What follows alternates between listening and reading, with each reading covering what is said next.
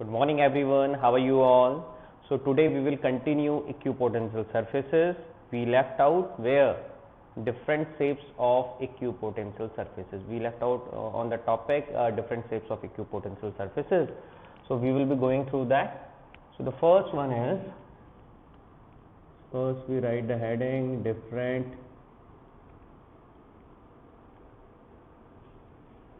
of equipotential surfaces.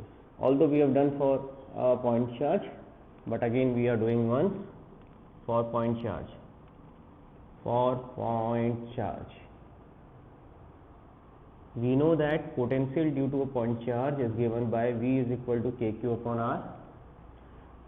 We have to keep V constant, so R will be constant. अगर V constant करना है, potential constant करना है, तो R भी क्या होगा? कांस्टेंट होगा. तो ये तो ऐसा बन जाएगा, इसके चारों तरफ एक स्फीयर बन जाएगा. ठीक हो गया. इस स्फीयर में हर एक पॉइंट पे पोटेंशियल कांस्टेंट होगा क्योंकि R भी कांस्टेंट है. तो ये पहली सरफेस बन गई. फिर दूसरी सरफेस अगर हम बनाएं तो ये दूसरी सरफेस बन गई. अब आप बोलोगे ऐसे कैसे? क्योंकि R चेंज होगा. R यहाँ अलग है, दूसरे वाले में अलग है. R अगर बदल रहा है तो V भी क्या होगा? बदलेगा. बच्चे कंफ्यूज कहाँ करते हैं, जो मैं लास्ट टाइम भी बता रहा था कि वो इन दोनों सरफेसेस में कह देते हैं एक पॉइंट यहाँ ले लेते हैं, एक पॉइंट यहाँ, इन दोनों पॉइंट पे पोटेंशियल सेम है. नहीं, एक सरफेस पे ये वाला जो अंदर वाला स्फीयर है इसमें हर एक पॉइंट में सेम होगा, बाहर वाले स्फीयर के हर एक पॉइंट में सेम होगा, लेकिन उन दोनों में आपस में सेम नहीं होगा. लेकिन अगर आप गौर करो तो अब मैं जो करने जा रहा हूँ, मैं स्फीयर्स का साइज बढ़ाते जा रहा हूँ. तो मैं ऐसा क्यों कर रहा हूँ? Why am increasing the radius of this sphere continuously? क्योंकि हमें पता है, हमने एक फॉर्मूला पढ़ा है, V इज इक्वल टू के क्यू अपॉन आर, तो पढ़ा ही है. तो जैसे जैसे R बढ़ेगा V आपका क्या होगा? कम होता जाएगा. तो क्या इनके बीच की गैपिंग कम होती जाएगी? हाँ, हमने पढ़ा है E is equal to minus D V upon D R. अगर जैसे जैसे हम पॉइंट चार्ज से दूर जाएंगे तो E क्या होगा? कम होगा. E कम होता जाएगा तो dr क्या होगा? इंक्रीज करते जाएगा. यानी कि इनके बीच की जो गैपिंग होगी वो भी क्या होगी? बढ़ते जाएगी. तो हमेशा याद रखना है, जहाँ इलेक्ट्रिक फील्ड कम होगा वहाँ इक्विपोटेंशियल सरफेस दूर दूर होगी, जहाँ इलेक्ट्रिक फील्ड ज़्यादा होगा वहाँ इक्विपोटेंशियल सरफेस पास पास होगी. क्लियर हो गया? तो ठीक हो गया. तो ये हमारा हो गया पॉइंट चार्ज के लिए. सेकेंड ले लेते हैं फॉर डाइपोल. अब डाइपोल क्या होता है? एक पॉजिटिव एक नेगेटिव. तो मान लो ये एक पॉजिटिव है और ये एक नेगेटिव. हमने डायपोल बनाया, एक पॉजिटिव एक नेगेटिव तो हो गई. कौन सा पॉजिटिव कौन सा नेगेटिव उससे कोई फर्क नहीं पड़ता. अब यहाँ देखना, मैं कुछ करने जा रहा हूँ. इन दोनों के बीच में इलेक्ट्रिक फील्ड कैसा होगा? इन दोनों के बीच में जो इलेक्ट्रिक फील्ड होगा वो स्ट्रांग होगा. दो चार्ज के बीच में जो इलेक्ट्रिक फील्ड होता है वो स्ट्रांग होता है. तो जैसे जैसे मैं इनके पास आऊँगा, यहाँ आपकी इलेक्ट्रिक फील्ड लाइन्स पास होते जाएंगी. पहली वाली सपोज ऐसी है. अब क्वेश्चन ये भी अराइज होता है, सर आप यहाँ तो ठीक है, यहाँ तो पास ला रहे हो, लेकिन यहाँ दूर क्यों ले जा रहे हो दूसरी तरफ से? ये और पास चिपकानी नहीं है. They can not intersect, we have already discuss the properties. लेकिन ये बहुत क्लोज जरूर आ जाएंगी और यहाँ दूर चले जाएंगी. ऐसे यहाँ पे भी होगा, ये क्लोज आ जाएंगी और यहाँ दूर चले जाएंगी, है ना? तो ऐसा क्यों हो रहा है? ऐसा इसलिए हो रहा है क्योंकि दोनों चार्जेस के बीच में इलेक्ट्रिक फील्ड स्ट्रांग होगा और जैसे जैसे आप उनसे दूर जाओगे इलेक्ट्रिक फील्ड कम होगा. लास्ट में ये इलेक्ट्रिक फील्ड लाइन पास आएंगी, पॉजिटिव और नेगेटिव की वजह से है. ठीक है, डायपोल की वजह से है. तो क्या होगा? क्या होगा बताओ? अगर एक डायपोल हमने रख दिया तो क्या होगा? कुछ तो होगा भाई. क्या होगा बताओ, जल्दी बताओ क्विक. क्या ये हमारी इक्विपोटेंशियल सरफेसेस इतनी ही बनेंगी या फिर हमारे पास कुछ और भी चेंजेस आएंगे इसमें? जल्दी बताइए, जल्दी बताओ क्विक. सही बनाए जरा सा. डिज़ाइन गैपिंग नहीं दिख रही थी उसमें, गैपिंग दिखा देते हैं. बस ये ऐसे ही बनेगा. क्यों? क्योंकि अगर एक पॉजिटिव है एक नेगेटिव है तो दोनों के बीच में पोटेंशियल कितना हो जाएगा? जीरो. इसकी वजह से कितना होगा? के क्यू अपॉन आर. इसकी वजह से कितना होगा? माइनस के क्यू अपॉन आर. तो बीच में कितना हो जाएगा? जीरो. तो बस इसकी फिगर इतनी बनानी है. तो फॉर डायपोल ऐसा बन गया. ठीक है. यानी कि फॉर डायपोल का मतलब क्या है, equal and opposite charge, equal and opposite charge, ठीक है। तो इसका मतलब है these are pair of unlike charges, या अनलाइक चार्जेस आप कह सकते हो, अनलाइक चार्जेस कैसे भी बोल दो। अब हम बात करते हैं लाइक चार्जेस की।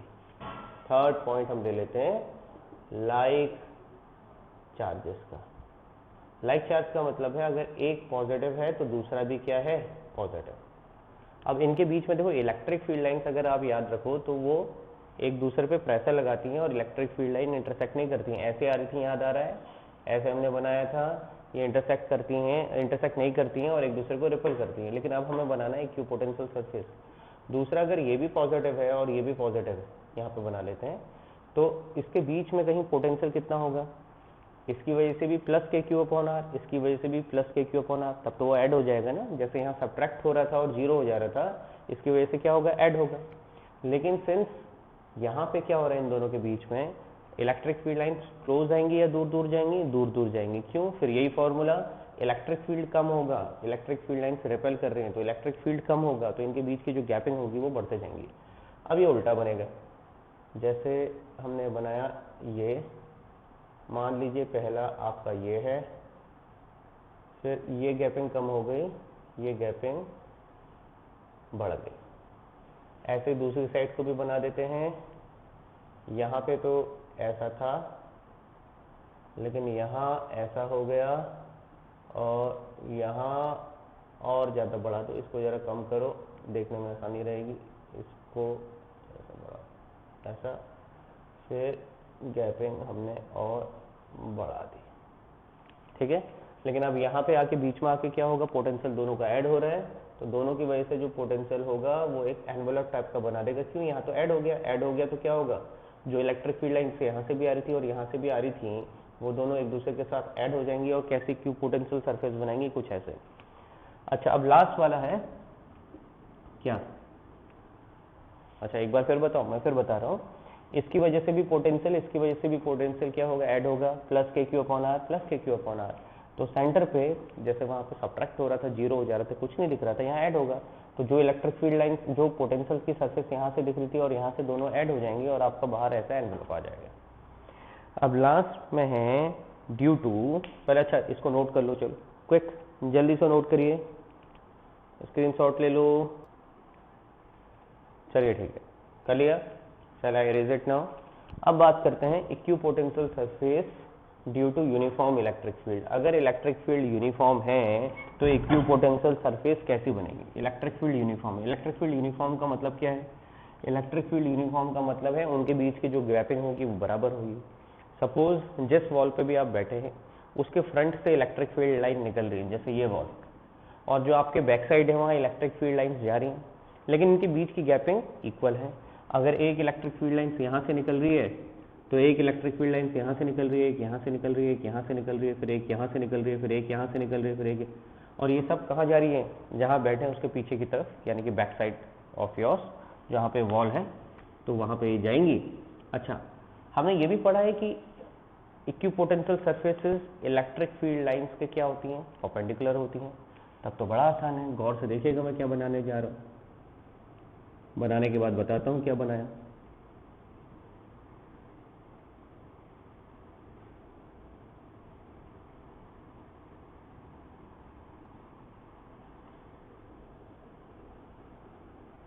ये जो मैं लाइंस बना रहा हूँ ये हैं इलेक्ट्रिक फील्ड लाइंस, देखो जा रही हैं, मैंने 4 ही ली हैं, आप ज़्यादा भी ले सकते हो। ये 4 कौन सी हैं, 1 2 3 4, और भी हो सकती है, हमने इतना ही 4 लिया है। अब देखो ये जो मैंने बनाया, ये क्या मैं बना रहा हूँ, ये बना रहा हूँ मैं इक्विपोटेंशियल सरफेस। क्यों बना रहा हूँ इक्विपोटेंशियल सरफेस, क्योंकि इक्विपोटेंशियल सरफेस इसके तो परपेंडिकुलर होता है। तो जस्ट इमेजिन यहाँ से अगर इलेक्ट्रिक फील्ड लाइन उस वॉल की तरफ जा रही है तो इक्विपोटेंशियल सरफेस कैसे बनेगी, इसके परपेंडिकुलर। यानी कि मैं अगर ऐसा कोई प्लेन रख दूँ जो इसके परपेंडिकुलर हो, तो आप एक थिन शीट इमेजिन करो जो इसके परपेंडिकुलर हो। इलेक्ट्रिक फील्ड लाइन ऐसे गई, यूनिफॉर्म है, तो आपने इसको परपेंडिकुलर क्या डाल दे, एक थिन शीट, यानी कि इक्विपोटेंशियल सरफेस आपको ऐसे प्लेन सरफेस के फॉर्म में दिखेगी। आप कितनी भी बना सकते हो, अगर ये यूनिफॉर्म है तो इनके बीच की जो गैपिंग है वो बराबर होगी, याद रखिएगा। इलेक्ट्रिक फील्ड बराबर है तो इनके बीच की गैपिंग भी क्या होगी, बराबर होगी।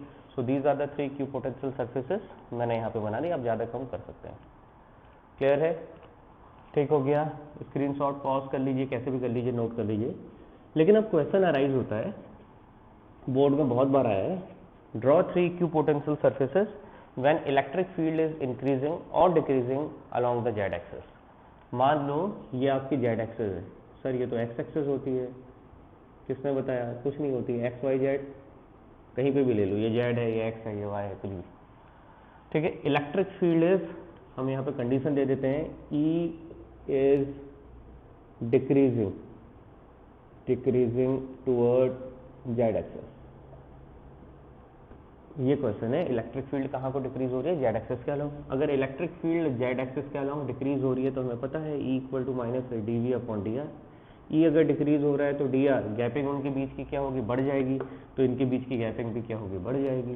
तो आपने पहली इक्विपोटेंशियल सरफेस बनाई, फिर आपने दूसरी इक्विपोटेंशियल सरफेस बनाई, इनको जरा पास पास बनाना, लेकिन तीसरी इक्विपोटेंशियल सरफेस को जरा दूर बनाना।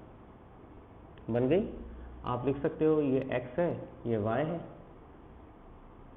इन दोनों के फर्स्ट और सेकंड के बीच की डिस्टेंस x और सेकंड और थर्ड के बीच की डिस्टेंस y। तो आप लिख सकते हो, अच्छा पहले इलेक्ट्रिक फील्ड भी बता दो, यहाँ को दिखा दो और डिक्रीजिंग लिख दो।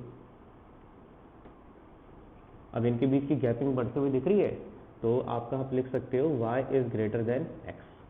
रीजन भी पूछता है, अगर मान लो 1 मार्क में आता है तो इतना ही, और एक और मार्क का पूछता है तो आप लिख सकते हो E is equal to minus D V upon D R, since E is decreasing, D R bracket में लिख सकते हो, gap between equipotential surface will, equipotential surface will increase. देखो दो चीज इंपॉर्टेंट है, एक तो समझना, दूसरा लिखना। बहुत सारे बच्चे क्या करते हैं, समझ तो लेते हैं, लिख नहीं पाते हैं। तो अब इसको जरा सा लिख लीजिए, पॉज कर लेते हैं, बनाइए। बना लिया, चलिए ठीक है। जनरली मैं वीडियोस बहुत लंबी बनाता नहीं हूँ आप लोगों के लिए, क्योंकि दिक्कत होती है जब आप नेट डाटा भी लिमिटेड रहता है। तो अभी ये करिए, और नेक्स्ट वीडियो जो हम बनाएंगे वो होगी potential energy of any charge. अगर मान लीजिए कोई चार्ज स्पेस पे रखा है किसी दूसरे चार्ज के पास, तो उसकी पोटेंशियल एनर्जी क्या होगी। तो फिलहाल आप ये नोट करिए। We meet in the next video, till then bye. Thank you so much. Note करते रहिएगा और देखते रहिए।